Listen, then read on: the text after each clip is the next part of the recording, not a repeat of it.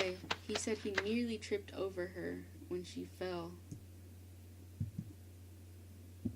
No. She shook her head and got to her feet. The ground was getting muddy. It was getting even mistier. If not for the flashlight, I wouldn't have any idea who she was. So either way, she still got up. So she shook her head. Okay, we're gonna skip all this.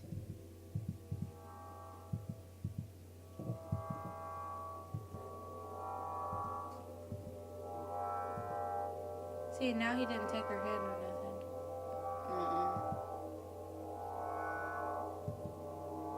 So he didn't hold her hand that time.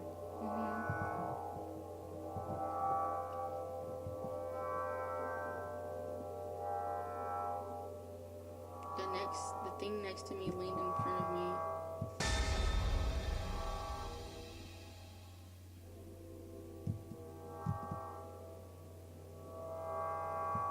So, holy shit, that thing was like right beside him too. So everything still happened, but he didn't hold her hand. That's the only difference.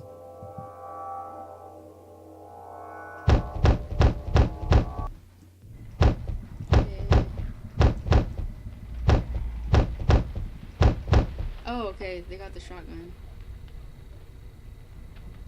Who got the shotgun? Shoot. Oh shit.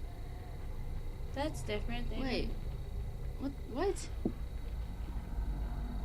That's different. Yeah, but like, why didn't they do that the first time? Nope. Nobody said a word for what felt like an hour. Finally, Michael slowly walked towards the door and opened it. What they saw sent them all into a shock. It was Joe. The hell? Joe inside the cabin started laughing. Violently at first, then louder and louder until everyone had to cover their ears. Everyone realized they had made a mistake. The Joe outside the door was the real Joe. Are you serious? Come on, man. Really? Another bad end? So... You're supposed to help her and go outside. Okay, I nearly tripped over Celeste when she fell. Help her up, yes. Caught up with the others. Okay. Now let's see what happens now. He followed us here. He really wants something from us. He doesn't seem to have anything to break down the door with, though. What the hell does he want with us? Hell if I know, ask him. There was nothing there but a trail of black liquid. Okay. Now you're going outside. This is where we're gonna find out. Suddenly I got this feeling that it might not be the best idea to go outside. You know what? They didn't want us to go outside because they wanted us to get the bad in. Go outside. The thing was nowhere to be seen. Just as I was turning around, I took a look at the roof. There it was. It was close to a corner about to turn. It looked like an albino male with really long limbs. He had fingers instead of toes, and all 20 of them were elongated. He was facing away from me. Suddenly the head swiveled 180 degrees and stared at me. Started choking up as if suffocated. It was hard to breathe. The thing opened its mouth slowly, deliberately. I thought it was going to devour me, and its tongue snapped out. You can read me. On the tip of the tongue was my face, like a tumor. Eyes closed, lips upturned into the same cycle smile. There's a legend somewhere that when you see a doppelganger, you die. I thought of that legend, but then the creature rounded the corner and it was gone. I lost it and followed, vision hazy. My heartbeat suddenly seemed ear-splitting to me. I was stumbling because my legs seemed unable to coordinate. Suddenly I stumbled forward and tumbled down. Once I lay there face down the grass, my body just seemed to shut down.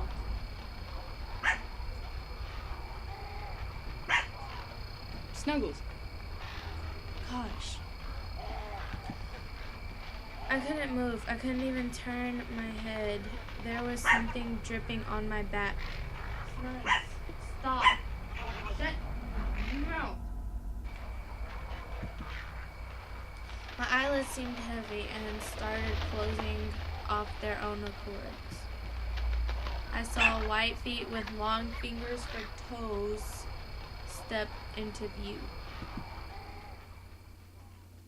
Ew.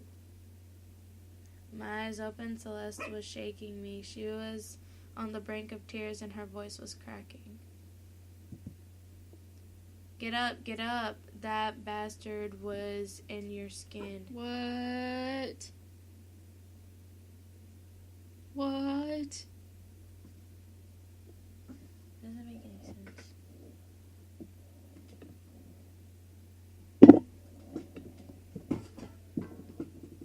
My head hurt. I was just about to ask her what happened, and she started pulling me backwards toward the door.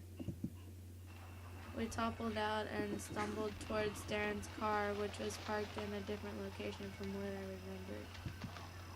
I was glad to be alive. The mist had stopped completely. Celeste was downright crying now. She pushed me into the back seat. That's when I noticed I was wearing different clothes from when I lost consciousness. Michael was there, huddled up, face buried in his knees with some clothes stained with blood were beside him.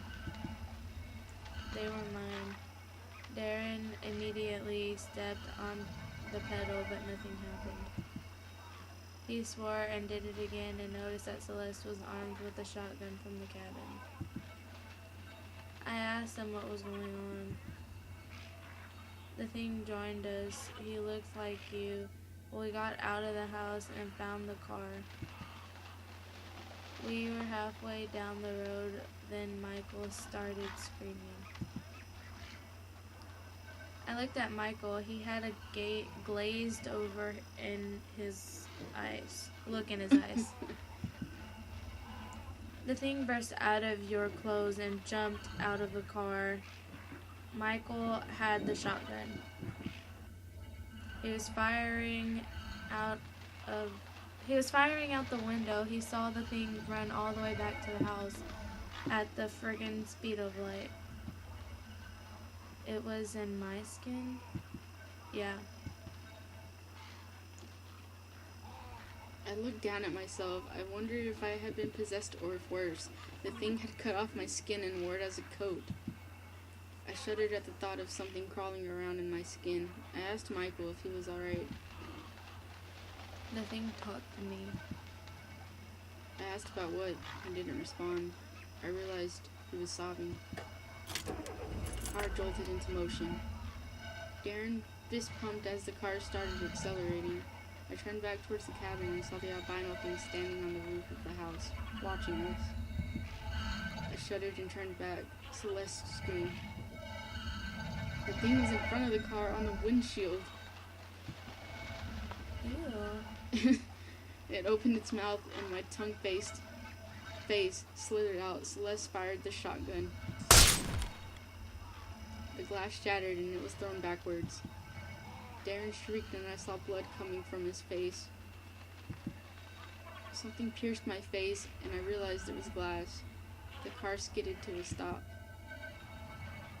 The car doors opened without any discernible reason and I fell out. The thing lay directly across from me, eyes closed as if it was sleeping. I wish I could close my eyes. Its mouth hung open and I saw myself again emerging. The fuck? I didn't move or say anything because I couldn't. My face looked at me and started to talk. I love you. I love you. I love you. I want to be with you. I repeated over and over again. It was coming close to me. I wondered if it was going to bite me to death. The thing's eyes shot open and I realized it was going to kiss me. I managed to regain some control and instinctively twisted back from it. I guess that was what saved me. There was a sound like an explosion and blood spouted out from the thing. Celeste was standing over it. Her face and body were bleeding, and she had this spaced out psychopathic look in her eyes.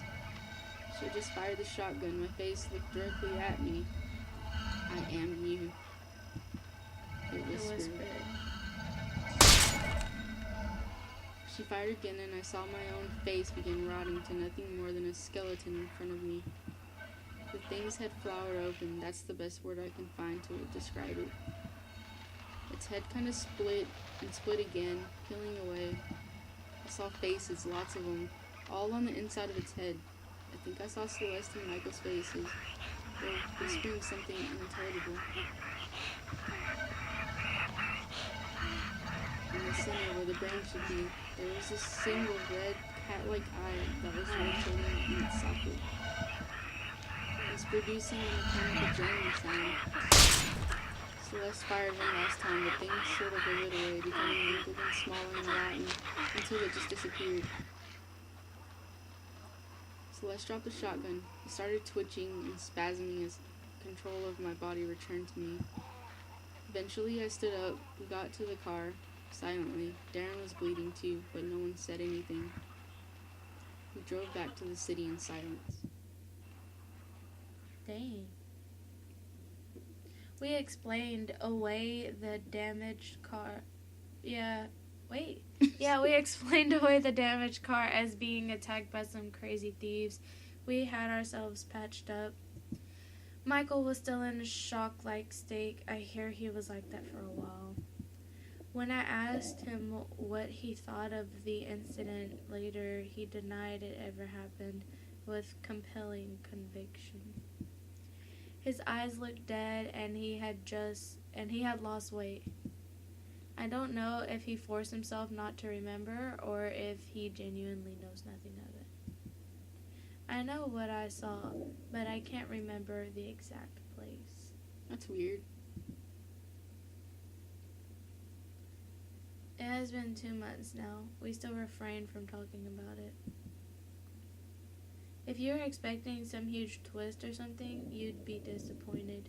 I still don't know what we met out there. I don't want to know, actually.